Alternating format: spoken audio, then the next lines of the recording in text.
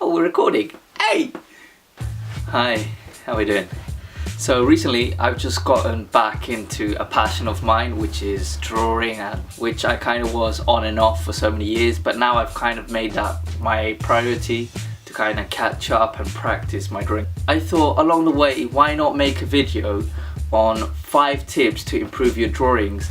Now this video is for beginners, people who want to know how to draw and how to improve their drawing, but really it could work with anyone, and these are genuine tips that really make a massive difference. Now there is this massive misconception that to be able to draw you just have to be really talented and you have to have just the eye for it, you know?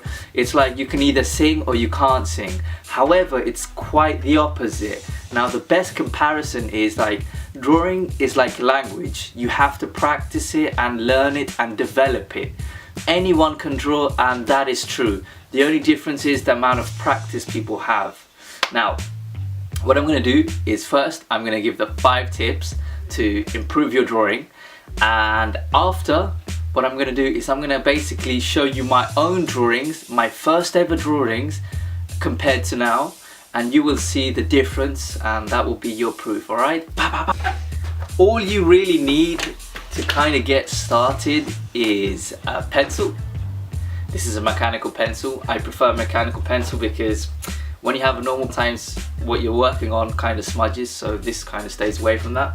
Rubber. Now the rubber is for those people who are perfectionists, but really you should try, and I know this is so hard, to not rub out and just correct your mistakes. But however, rubber is there, and you need something to draw, so you need paper. Now A3 is perfect because it's big enough for you to maneuver your hands. A4 is also okay, or anything smaller, but you know, when you kind of need to get those details, it's best to keep a fluid kind of motion. So the bigger the paper, the better, alright? Those are the basic equipments that anyone will need just to start drawing. Okay, so bonus tip with Ali. You got your paper, you got your pencil, and you got your rubber. We don't need the rubber, get that out of the way. Open a fresh page. Imagine starting off with a blank piece of paper. Now that is every artist's, amateur or professional's biggest fear. When you look at that blank piece of paper, your mind tends to go blank. All you're gonna do, get your pencil and basically scribble everywhere. Oh, that broke. That worked well. Scribble, scribble, scribble, scribble, scribble, scribble. Now, the reason we're scribbling everywhere is to create beautiful art, okay? And this is a master checking. Now, the reason we really are scribbling everywhere is because to kind of get that fluidity, and also it's a mental thing. To kind of get over that fear, what you're gonna do is just scribble, scribble, scribble everywhere. Doesn't matter how. Scribble, scribble. Enjoy ruining the page.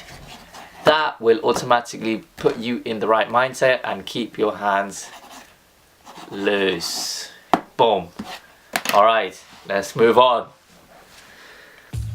Now, going back to the 5 tips that will help you improve your drawing. The first very important thing that you need to know when it comes to drawing is very different to writing. Now, when you're writing, normally you have a quite firm hold on the pen or pencil. You write with a very accurate motion. However, drawing, especially sketching, is the complete opposite. The looser you keep your drawings, the more fluid they will be. So the best way to hold your pencil is in a loose position. So something like that, so you can kind of maneuver. And not only will you use this, but you will also use this. So when it comes to drawing basic shapes, you will, almost like you're painting, you will be using and sketching like that. That is a very important stage artist needs to adapt to. The second most important thing is when you come to drawing from observation or from a picture, from your source, the one thing we tend to do is focus more on our page, what we're doing on our page, than the subject. Now, this is normal, especially if you're not as comfortable and confident with drawing, but try and keep your focus on the source and subject. You will realize that the more you actually look at your subject, the more resemblance it will have on paper. Now, of course, if you're just starting out, it will not look like that. But after you start to develop this skill of having an eye for detail, and that is also a very important skill to have. Number three, use shapes. Everything that you look at around you is constructed of some kind of shape. You can use simple circles, squares, triangles to make a more complicated shape. And the best way to kind of start is with, that's right, simple shapes.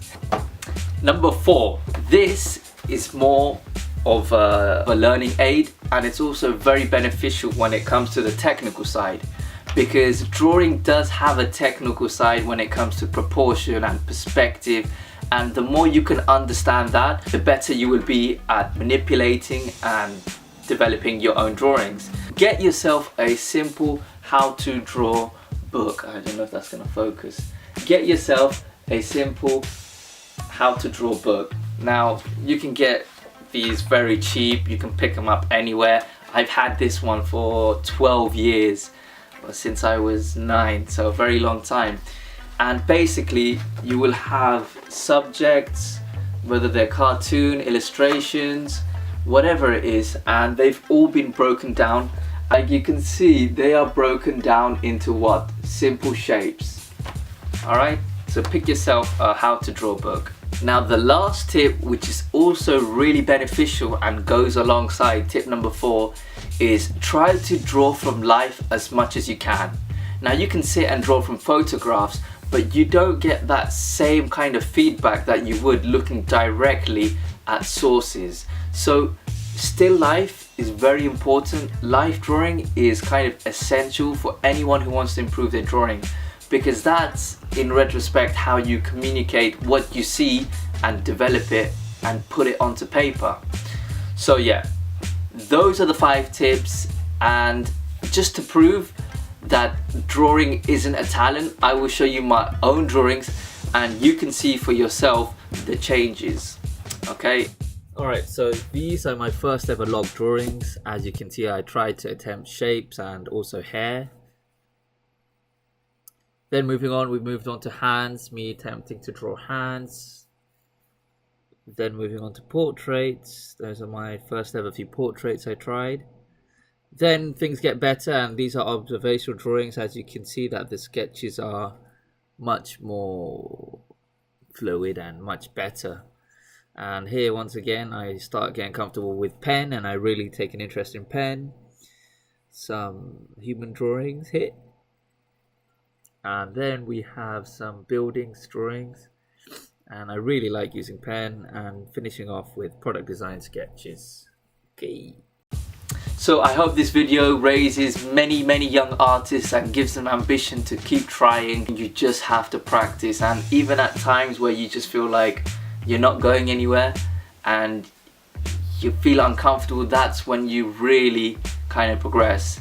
It's not a philosophical video, so let's end it there. It's your boy Ali K2, and I'm out.